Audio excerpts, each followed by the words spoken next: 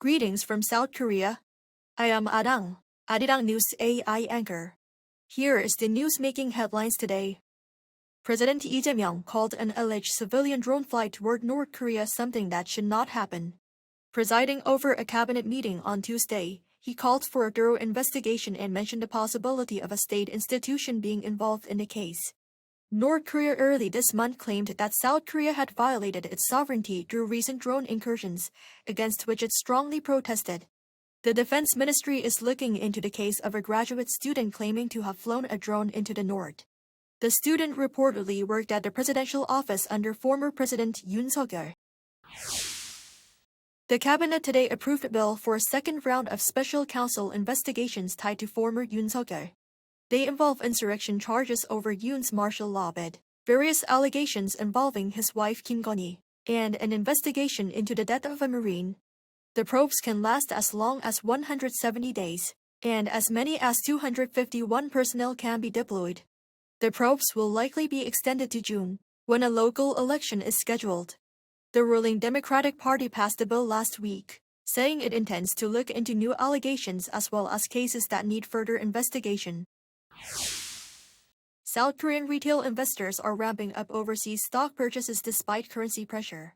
Data from the Korea Securities Depository showed the holdings surpassed 250 trillion won, or about $170.5 billion US.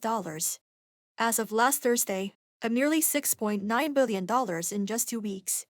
In response, the Ministry of Economy and Finance unveiled a package of tax incentives on Tuesday, aimed at drawing investor funds back home. Under the plan, long-term investors in the National Growth Fund will be eligible for income tax deductions of up to 40%, while dividends will be taxed separately at 9%. Investors who shift money from overseas to domestic stocks through assuring investment accounts will receive temporary tax breaks on capital gains. North Korea is ramping up its anti-South Korea rhetoric. According to the regime, state media, new exhibits at the Central Class Education House in Pyongyang include banners calling South Korea the primary enemy. The exhibits also feature Article 3 of South Korea's constitution that defines the Korean peninsula as its territory. Pyongyang is reportedly using this definition to claim that Seoul is seeking forced unification. Pundits believe North Korea is working to actively push this hostile narrative among its young people. Japan's Prime Minister Sanae Takaichi announced Monday that she will dissolve the House of Representatives on the opening day of the ordinary diet session on Friday, triggering a snap general election. The lower house campaign will begin on January 27, with the election and vote count on February 8, making the 16-day campaign period the shortest in Japan's post-war history. Analysts cite the ruling party's weakened position and strained relations with China following Takaichi's remarks on Taiwan as contributing factors.